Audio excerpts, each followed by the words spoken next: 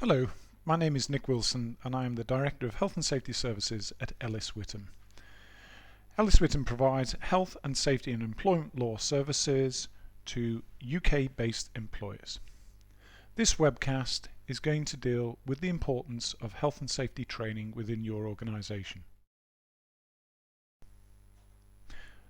Before we consider why it is important to provide health and safety training to your employees, let's look at the general picture first of all, regarding workplace risks and injuries and ill health. Every year, approximately 150 people lose their lives as a result of a workplace activity. In addition, there are just short of 80,000 employees who suffer reportable injuries, the biggest cause of which is a slip or trip in the workplace. We then have a further 148,000 absences of more than 7 days from work, and 1.2 million people who are suffering from work-related illness or illnesses that have been made worse by their work conditions. In total, 28 million days are lost every year in the UK due to workplace injury or illness. So why provide health and safety training? Everyone who works for you needs to know how to work safely and without risks to their health and safety. It is therefore incumbent on you as an employer to provide clear instruction and information and adequate training to your employees. Providing health and safety information and training helps to ensure that the people who work for you know how to work safely and without risks to their health. Furthermore, it will develop a positive health and safety culture within your organisation where safe and healthy working becomes second nature to everyone. And finally, there is of course the legal duty that you have to protect the health and safety of your employees. This legal duty is captured in the main by the provisions of the Health and Safety at Work Act 1974, but there is specific mention of training in other regulations of health and safety. So that's a strong case for providing health and safety training to your employees, but what about the benefits? Well, effective training will contribute towards making your employees competent in health and safety. It will also help your business avoid the distress that accidents and ill health cause.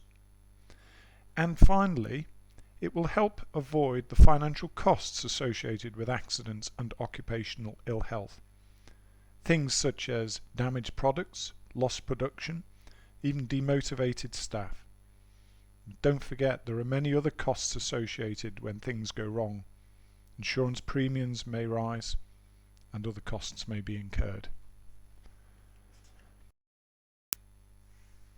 I mentioned earlier that the Health and Safety at Work Act is the primary piece of legislation that we have in the UK pertaining to health and safety.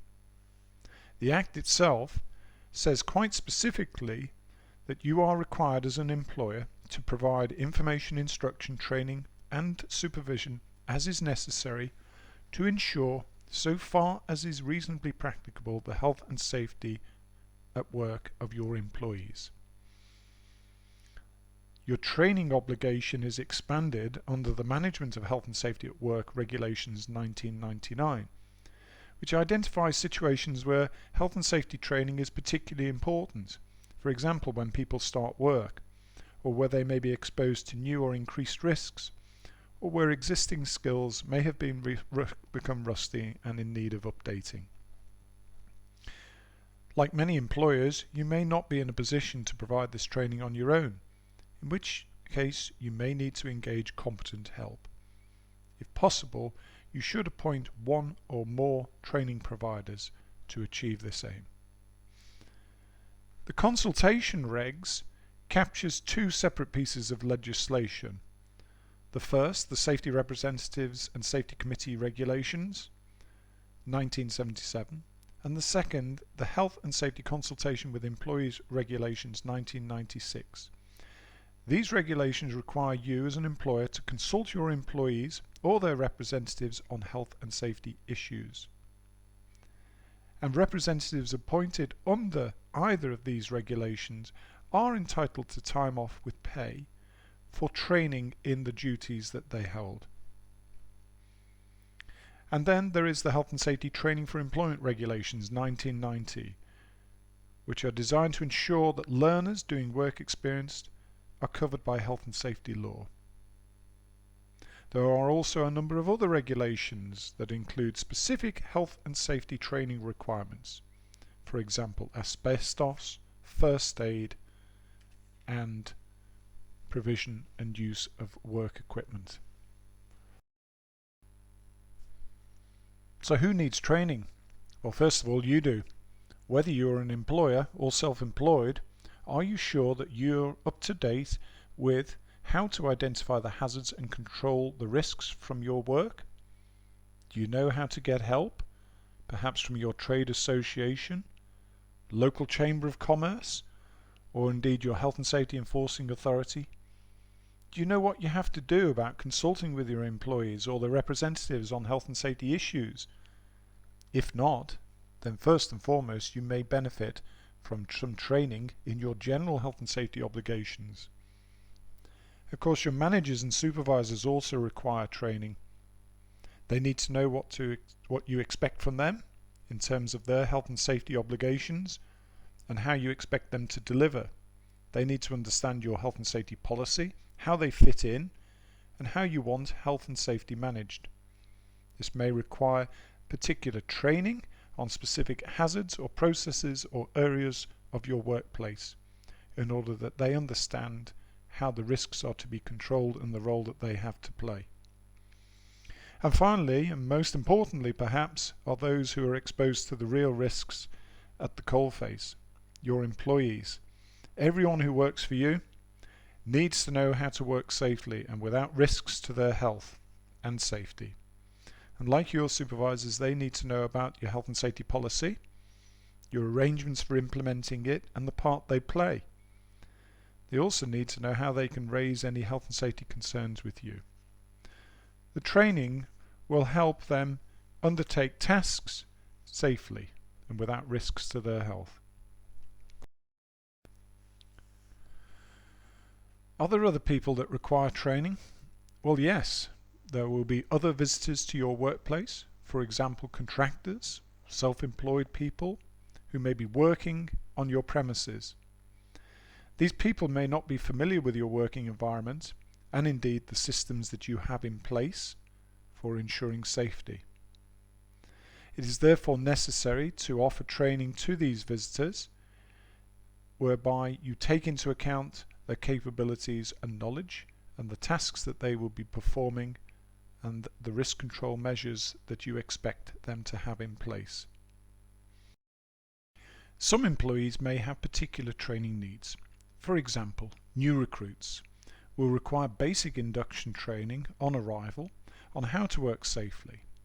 Training may include arrangements in place for first aid, fire and evacuation arrangements, or possibly even display screen equipment. People who change their jobs or take on extra responsibilities will also need to know about any new health and safety implications. Young employees are particularly vulnerable to accidents and you need to pay a particular attention to their needs, so their training should be considered a priority. It is also important that new, inexperienced or young employees are adequately supervised. Employee representatives or safety representatives engaged under the consultation regulations will require training that reflects their legal responsibilities. And then of course there is the requirement to provide periodic refresher training to update people on the skills that they need. The training and the frequency of such should be identified in the risk assessments that you carry out. So let's consider how we can introduce a training program within our workplace. And I would recommend following a 5-step approach. Firstly, you should show your commitment to your employees who are being trained and demonstrate that you recognize that training is important.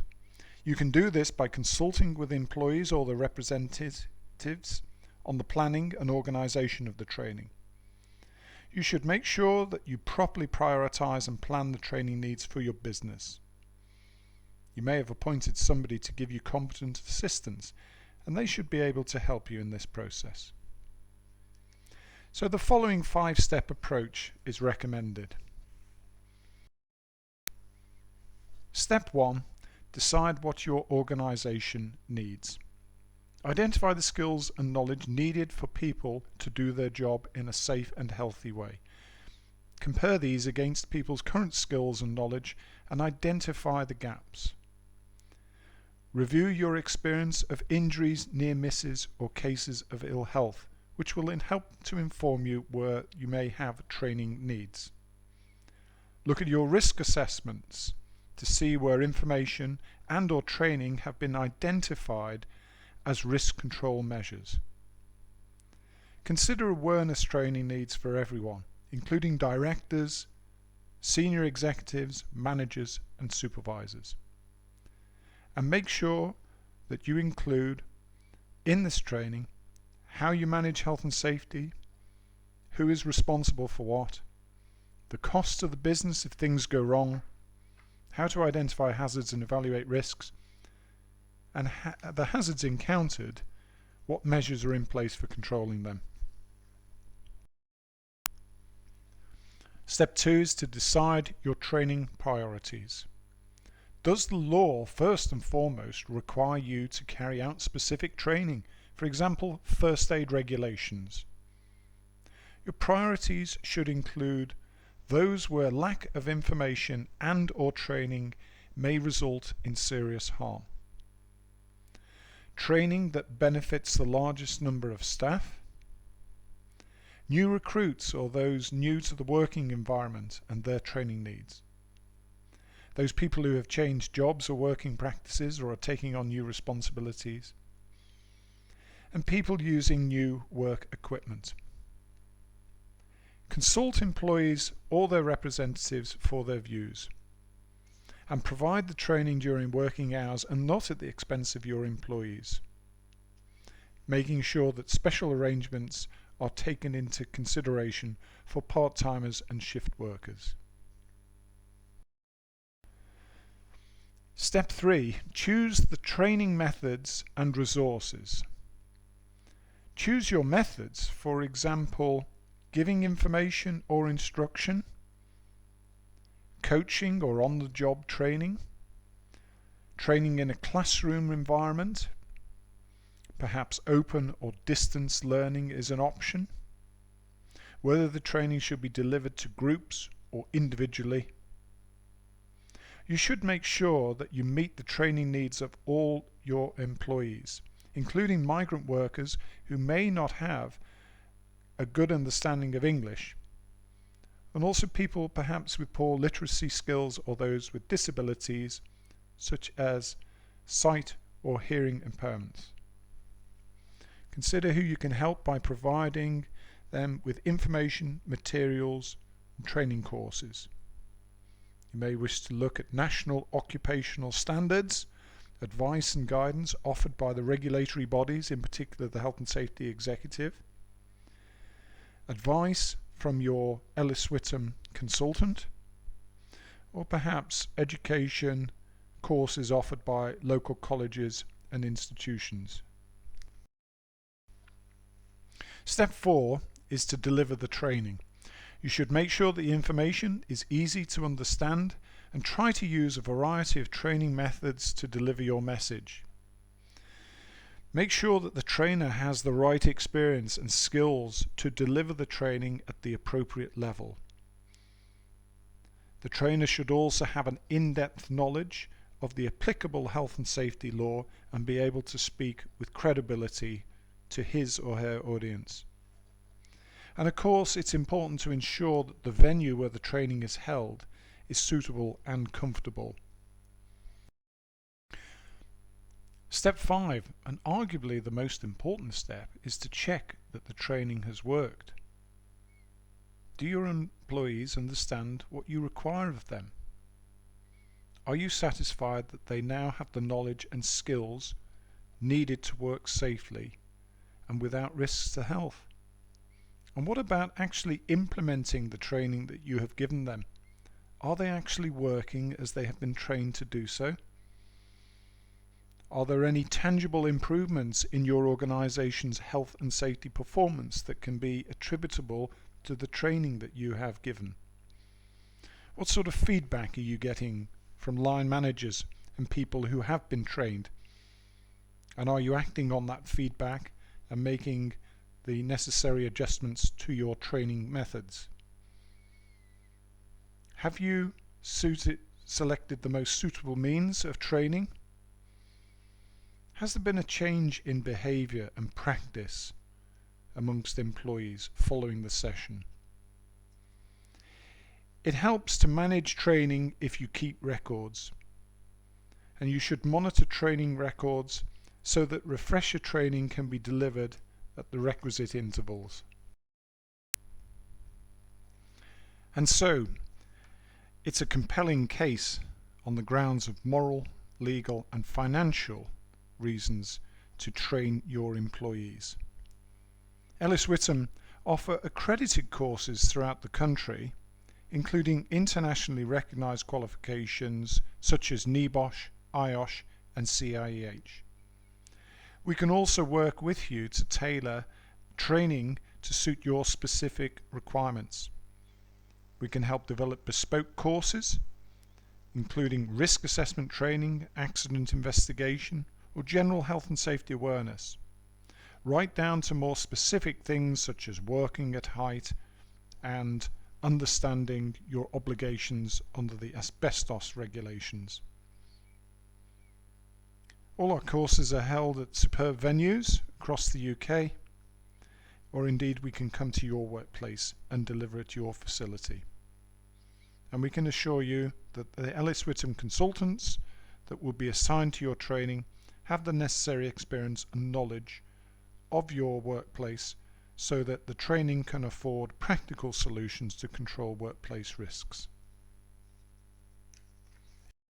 Further information on the health and safety training Ellis Whittam can provide, including venues and prices and upcoming courses, please speak to the training manager Lee Bowden directly on 01 244 687 625, or alternatively email him at leebowden@elliswhittam.com. Thank you for listening to this webcast.